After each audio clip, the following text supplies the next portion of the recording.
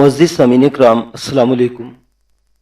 پیش خدمت ہے تاریخی واقعات پر مبنی محمد بن قاسم کی داستان۔ 16-17 سال کی عمر بھی بھلا کوئی عمر ہوتی ہے؟ ہمارے ہاں تو اتنی عمر والوں کو چھوٹا سا بچہ سمجھا جاتا ہے جسے نیک و بد کی کوئی تمیز نہیں ہوتی۔ بہت سے تو میٹرک کی بھول بھلائیوں میں پھنسے رہتے ہیں۔ ایسے کم ہوتے ہیں جنہیں اتنی کم عمری میں کالج جانا نصیب ہوا ہو۔ جو کالج پہنچ جاتے ہیں ان بیچاروں کو بھی عقل و خرد سے بیگانہ قرار دے کر فول ایئرز فرسٹ کی خطاب سے نوازا جاتا ہے۔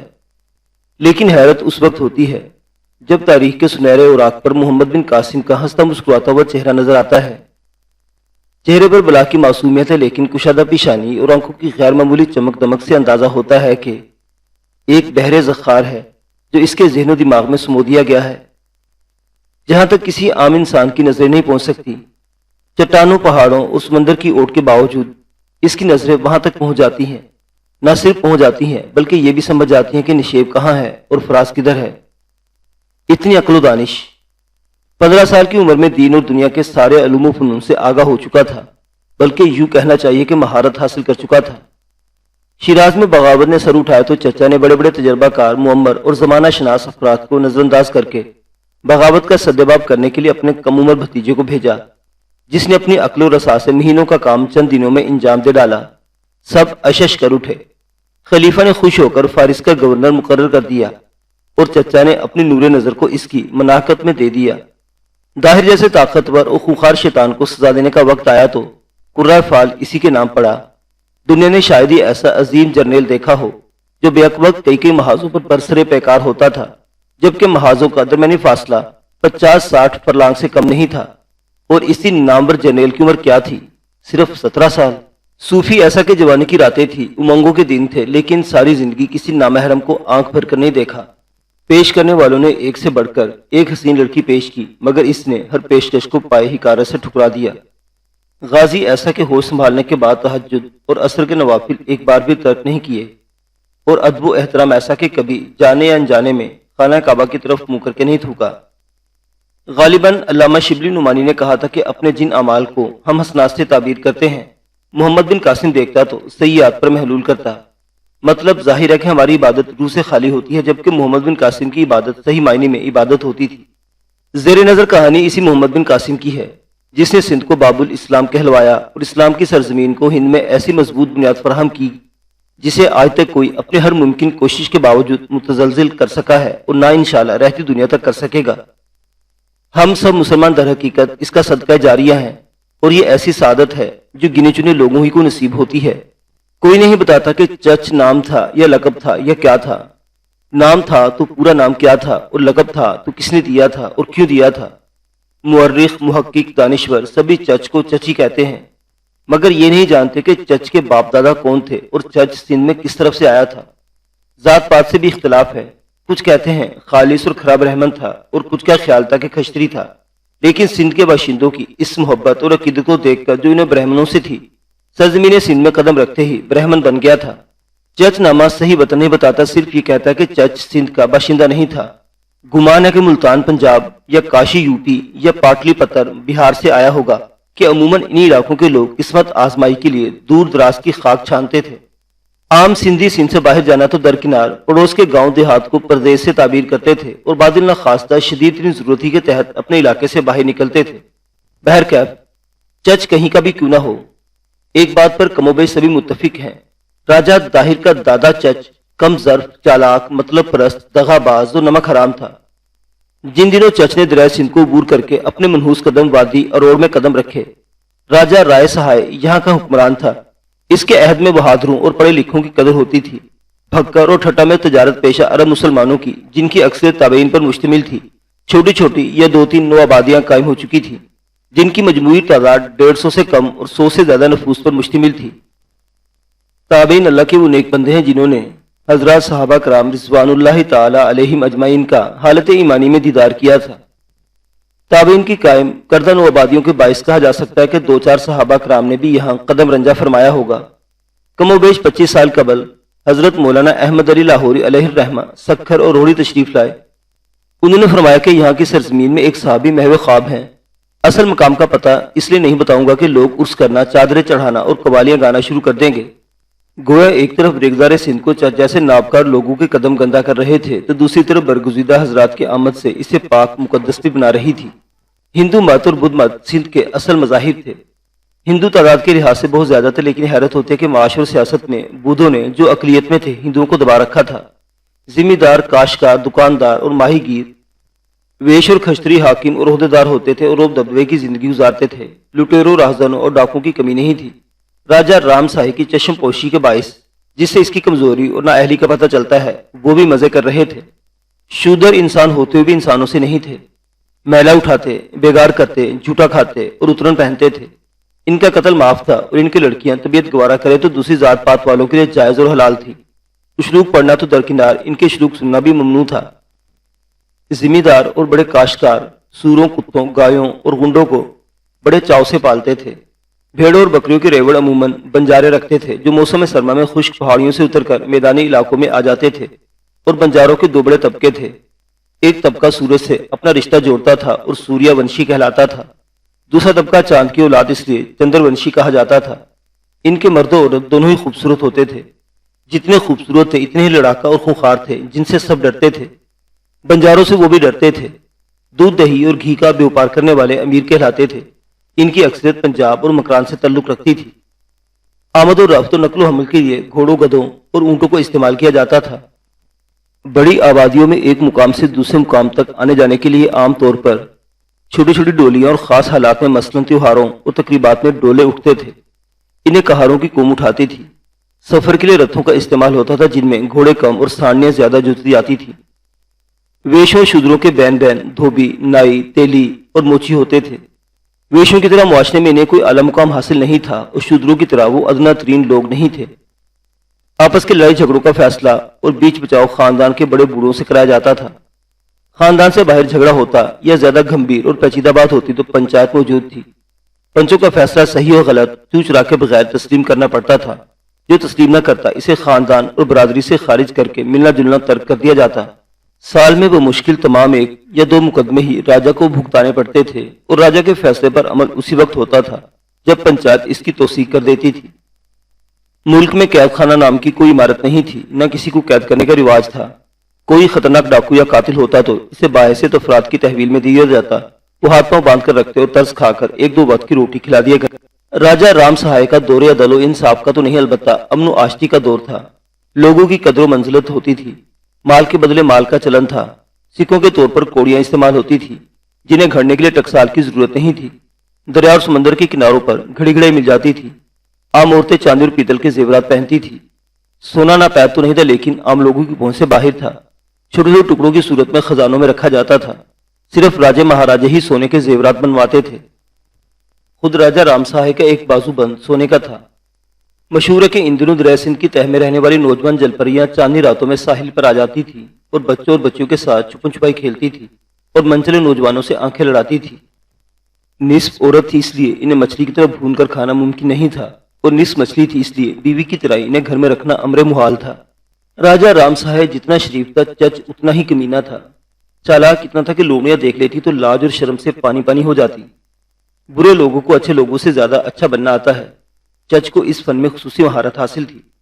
چکنی چپڑی میٹھی میٹھی باتوں سے اس نے راجہ کو مٹھی میں ایسا لیا کہ اٹھتے بیٹھتے وہ رام نام کے بجائے چچ کا نام جپنے لگا۔ اس زمانے میں راجاؤں مہاراجوں کی طرح وزیر بھی موروثی ہوا کرتے تھے۔ وزارت کے لیے قابل شرط نہیں تھی، خاندانی ہونا ضروری تھا۔ وزیر وہی بن سکتا تھا جس کے آباء و اجداد وزیر رہے ہوں۔ سب سے پہلے چچ نے راجہ رام سائے کو یہ باور کرایا کہ پوچھتا پوچھ سے اس کے خاندان میں وزارت چلی آ رہی ہے۔ یقین نہ کرنے کی کوئی وجہ نہیں تھی۔ ان دنوں بدماش بھی جھوٹ نہیں بولتے تھے، جبکہ راجہ رام سہائے چچ کی باتوں پر شاستروں کے شلوکوں کی طرح اعتبار کیا کرتا تھا۔ پھر ایک روز جب راجہ اچھی طرح قابو میں آ گیا، چچ نے وزیر کی ایک چھوٹی سی غلطی کو راجہ کے سامنے پہاڑ جتنی بڑی غلطی بنا کر پیش کیا، اور کچھ ایسا ورغلایا کہ راجہ نے پشتی وزیر کو ہاتھ پیروں میں پتھر بندھوا کر دریا سندھ میں مچھلی کی خوراک بننے کے لیے پھینکوا دیا۔ قانون، اصول، رواج اور ضابطے کے مطابق مرنے والے وزیر کی جگہ اس کے بڑے بیٹے کو باپ کا عہدہ ملنا چاہیے تھا، لیکن چچ نے راجہ سے کہا سانپ کا بیٹا سمپولیا ہوتا ہے۔ اتنے اہم انکشاف کے بعد وزیر کا بیٹا کس طرح وزیر بن سکتا تھا، اسے دیش سے نکال دیا گیا اور سندھ کی تاریخ میں پہلی بار وزیر کے بیٹے کے بجائے چچ کو وزیر بنا کر سیاہ و سفید کا مالک ٹھہرا دیا گیا۔ چچ ان لوگوں میں سے نہیں تھا جنہیں قناعت پسند کہا جاتا ہے۔ قناعت پسند ہوتا تو عہدہ وزارت عظمت و تحقیر کے لیے اور آن جانے وزیر کی دولت و جائیداد گزارنے کے لیے اور اسی وزیر کی بیویاں بیٹیاں اور داسیاں دل بہلاوے کے لیے کافی تھی، مگر چچ کی نظر تما تو پوری مملکت سندھ پر تھی۔ کوتا نظر اور تنگے دامہ نہیں تھا، اچھی طرح جانتا اور سمجھتا تھا کہ غیر معمولی چالاکی اور ذہانت وزیر بنا سکتی ہے تو راجا کی گدی تک بھی پہنچا سکتی ہے۔ راجا رام سہائے کا بڑا لڑکا راجکماری ہری ہر سہائے راج گدی کا وارث اور حقدار تھے۔ راجا نے اس کی اعلیٰ تعلیم و تربیت پر خصوصی توجہ دی تھی۔ شاید یہی وجہ تھی کہ راجکمار نیک اور شریفی نہیں، بال برہمچاری بھی تھا۔ اس کے گرو دیو نے اسے دو باتوں کی نصیحت کی تھی۔ اول یہ کہ رام نام کا جاپ اس طرح کرنا جیسے شیرے کی دھار ہوتی ہے کہ ٹوٹنے نہیں پاتی، اور دوسری یہ کہ جب تک راج سنگھاسن پر نہ بیٹھ جاؤ بال برہمچاری رہنا۔ بس وہ پہلی نصیحت پر عمل کر کے رات دن رام نام کا جاپ کرتا اور دوسری پر عمل کر کے عورتوں سے، شیر اور سانپ اور مگرمچھ سے بھی زیادہ ڈرتا۔ سگی ماں کے سامنے جاتے ہوئے گھبراتا تھا کہ من میں کھوٹ نہ آ جائے۔ چچ نے سب سے پہلے راجکمار کا برہمچار نشٹ کیا۔ بھوجن پر بلا کر بھوجن کے دوران اور بھوجن کے بعد اتنی بھنگ کھلائی اور پلائی کے بھنگی بنا دیا۔ راجکمار کو نیک بد کی کوئی تمیز نہیں رہی۔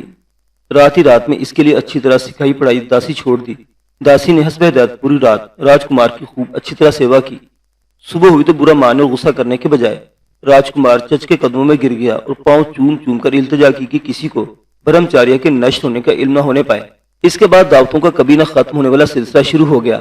ہر تیسرے چوتھے دن چچ کے ہاں راجکمار بھوجن کرنے جانے لگا۔ بھوجن تو محض بہانہ تھا، اس بہانے خدمت کے لیے داسی البتہ حاصل ہو جاتی تھی۔ راجکمار ہری ہر سرتا پا چچ کے قبضے میں آ گیا تو اس نے باپ کے خلاف بیٹے کے کان بھرنے شروع کر دیے۔ وزیر سے زیادہ راجا کا رازدار اور معتمد اور کون ہو سکتا تھا، اس لیے چچ راجا کے بارے میں راجکمار کو جو کچھ بتاتا اس پر راجکمار آنکھیں بند کر کے اعتبار کر لیتا۔ دال بھات کھلا کر، بھنگ کی لٹیوں پر لٹیاں پلا کر اور سندر داسیوں سے پوری پوری رات راجکماری کی سیوا کروا کر آہستہ آہستہ چچ نے راجکمار کو بتایا کہ راجا کی نیت ٹھیک نہیں ہے۔ وہ ہری ہر کے بجائے اس کے دوسرے بھائی کو جو چھوٹی رانی کی کوکھ سے ہے اپنی گدی پر بٹھانے کا فیصلہ کر چکا ہے۔ چونکہ ہری ہر کی زندگی کی صورت یہ ناممکن ہے، بس راجا ہری ہر کا پتہ صاف کروا دینا چاہتا ہے۔ ہری ہر نے کہا، اس سے پہلے کہ پوجیے پتا جی ہمارا پتہ صاف کریں، ہم انہی کا پتہ صاف کر دیں گے، آخر وہ ہمیں سمجھتے کیا ہے۔ دھیرے سے کام لو راجکمار، چچ نے کہا، جلد بازی سے بنا بنایا کام بگڑ سکتا ہے۔ ہوشیاری کا دامن نہ چھوڑو، میں جانتا ہوں گدی کا اصل حقدار تم ہو، اس لیے تمہیں تمہارا حق دلانے کی ہر ممکن مدد کروں گا اور تمہیں بتاؤں گا کہ راجا کو کب اور کس وقت ٹھکانے لگایا جا سکتا ہے۔ پھر جب وہ جس طرح راجا رام سائے کو قتل کرنے کی رائے چچ نے دی، راجکمار ہری ہر نے اسی طرح باپ کو ختم کر دیا۔ راجا کے قتل ہوتے ہی چچ نے راج گدی سنبھال لی اور حکم دیا کہ ظالم بیٹے کا سر فوراً قلم کر دیا جائے، اور جب تک اپنی آنکھوں سے راجکمار ہری ہر کے کٹے ہوئے سر کو نہیں دیکھ لیا مسلسل پہلو پر پہلو بدلتا رہا۔ اس اہم کام سے فارغ ہو کر اس نے راجا رام سائے کے اہل خانوں کو اپنے حضور طلب کیا اور منجری راجکماری جو حسن میں یکتا تھی اپنی رانی کے طور پر منتخب کر کے باقیوں کو کھڑے کھڑے ملک بدر کر دیا۔ بدقسمت خاندان کو سندھ سے باہر جانا نصیب نہیں ہوا۔ بالائی سندھ پار کرتے ڈاکو کے ہتھے چڑھ گیا جنہوں نے معلوم متاہی نہیں چھینا، ایک ایک فرد کو تہے تیگ کر دیا، بچوں تک کو زندہ نہیں چھوڑا۔ منجری راجکماری جسے چچ نے اپنی رانی بنایا چندر کی منظور نظر تھی۔ چندر چچ کا اکلوتا لڑکا تھا اور باپ کے ساتھ ہی سندھ آیا تھا اور باپی کی مسائی سے فوج میں ایک اعلیٰ عہدے پر فائز تھا۔ بد کردار اور بدماش باپ کو اچھی طرح معلوم تھا کہ چندر منجری راجکماری کو پسند کرتا ہے اور اسے اپنی پتنی بنانا چاہتا ہے، کیونکہ چندر کئی بار باپ سے کہلوا چکا تھا کہ مہاراجا رام سائے سے اس رشتے کی بات کرے۔ بوڑھے باپ نے راجگدی کے ساتھ راجکماری پر بھی قبضہ کیا تو بیٹے کا خون کھول اٹھا۔ 7 سال تک انتقام کی آگ میں جلتا رہا۔ اس دوران میں اس نے شادی بھی کی، 3 بچوں اور 1 لڑکے اور 2 لڑکوں کا باپ بن گیا۔ یہی نہیں بلکہ راجا چچ نے بیٹے کی خوشی حاصل کرنے کے لیے اسے ملک کا سیناپتی بھی مقرر کر دیا۔ مگر چندر کے دل میں خلش دور نہیں ہوئی، باپ ہی سے نہیں اسے اپنے دھرم تک سے نفرت ہو گئی۔ ہندو دھرم چھوڑ کر چندر نے بدھ مت اختیار کر لیا۔ پھر ایک روز میدان صاف دیکھ کر اپنے باپ راجا چچ پر عین اس وقت جب وہ دادے عیش دے رہا تھا چڑھ دوڑا۔ باپی کی گردن نہیں اڑائی، اپنی سابقہ محبوبہ منجری راجکماری کے بھی 2 ٹکڑے کر دیے۔ باپ کو جہنم رسید کر کے خود گدی نشین ہوا تو اپنے بیٹے طاہر کو بچپن ہی میں اعلیٰ تعلیم حاصل کرنے کے لیے ایودھیا بھیج دیا تھا۔ ایودھیا وہ شہر تھا جسے ہندوؤں کے اوتار شری رام کی چندر بھومی ہونے پر فخر حاصل تھا۔ بڑے بڑے پاٹھ شالہ تھے جن میں دھرم کرم کی تعلیم دی جاتی تھی اور کسی کو اس وقت تک سادھو سنت نہیں سمجھا جاتا تھا جس نے ایودھیا کی یاترا نہ کی ہو اور وہاں کی پوتر مٹی سے اپنے ماتھے پر تلک نہ لگایا ہو۔ راجکمار طاہر کا باپ راجا چندر اپنے باپ راجا چچی کی زندگی میں بدھ مت کو اپنا چکا تھا، پھر بھی بیٹے کی تعلیم و تربیت کے لیے اس نے ایودھیا کو منتخب کیا۔ یہاں کے پاٹھ شالاؤں میں ہندو دھرم کی ودھیا پڑھائی جاتی تھی۔ وجہ یہ معلوم ہوتی ہے کہ چچ کی رنگلیلوں کے باعث چندر ہندو دھرم کو ناپسند کرنے لگا تھا، لیکن دل سے وہ ہندو ہی تھا اور اپنے بیٹے کو بھی ہندو ہی دیکھنا چاہتا تھا۔ داہر 6 سال کی عمر میں یودھیا گیا تھا۔ 14 سال تک اس نے وہیں تعلیم حاصل کی۔ اتنا طاق ہو گیا کہ بڑے بڑے پنڈتوں کے کان کترتا اور بڑے بڑے سادھوؤں کے منتروں کی کاٹ کرتا تھا۔ وہ جادو تو ایسا جگاتا تھا کہ اچھے اچھے جادوگر پناہ مانگتے تھے۔ 20 سال کی عمر میں ہر فن مولا بن کر وطن واپس ہوا۔ راجہ چندر نے اروڑ سے نکل کر اس مقام پر جہاں موجودہ روہڑی شہر ہے، ہونہار بیٹے کا شان استقبال کیا۔ ہار اور گجرے اتنے پہنائے گئے کہ کئی بار راجکمار داہر سر سے پاؤں تک پھولوں میں ڈھک گیا۔ گجرے پہنانے والوں میں بونے سے قد کی سیاہ آنکھوں والی ایک حسین کنیا بھی تھی۔ اس نے گجرا پہنایا اور پاؤں چھوئے اور کچھ اس ادا سے دونوں ہاتھ جوڑ کر پرنام کیا کہ راجکمار نے لاکھ سنبھالا لیکن دل کو سنبھلنا تھا، نہ سنبھلا۔ سندر کنیا کی گھنیری زلفوں اور سیاہ آنکھوں کی تاب نہ لا کر انہی کا ہو رہا۔ آپ کا شبھ نام؟ اس نے کنیا کا ہاتھ پکڑ کر پوچھا۔ کنیا نے بے تکلفی سے اس طرح ہنس دیا گویا صدیوں کی جان پہچان ہو۔ موتی جیسے دانت مزید قیامت ڈھا گئے، کانوں میں دنیا کی شیریں ترین آواز نے رس کھول دیا، کوشلیہ۔ کوشلیہ نے کچھ اور بھی کہا لیکن استقبال کرنے اور ہاتھ گجرے پہنانے والوں کی بھیڑ باڑ اتنی تھی کہ کھوے سے کھوا چل رہا تھا اور ایک پر ایک ٹوٹا پڑ رہا تھا۔ راجکمار کچھ بھی نہیں سن پا رہا تھا، تاہم اروڑ پہنچنے سے پہلے اس نے فیصلہ کر لیا کہ کوشلیہ کو اپنے من مندر کی دیوی ہی نہیں بنایا تو کچھ بھی نہیں کیا۔ ایودھیا سے حاصل کردہ تعلیم نے نوجوان طاہر کو مغرور اور خودسر بنا دیا تھا۔ پورے سندھ میں اس کے پائے کا ایک بھی منچ نہیں تھا۔ کچھ دل کے ہاتھوں مجبور ہو کر اور کچھ غرور اور خودسری کے بنا پر راجدھانی پہنچ کر جے جے کار کے نعرے لگاتی پرجا کو درشن دینے کے دوران داہر نے راجہ چندر سے کہا، میں نے اب تک لاکھوں نہیں تو ہزاروں کنیاں ضرور دیکھی ہوں گی، لیکن کیسی عجیب بات ہے کہ کوئی پسند نہیں آئی۔ پر ماترا بھومی پہنچتے ہی کالی کالی آنکھوں والے ایک کنیا کو دیکھا تو یوں لگا مانو مجھے اور گوندنے والے نے ایک ہی آٹے سے گوندا ہو۔ میں اسے اپنی دھرم پتنی بنانا چاہتا ہوں پتا جی۔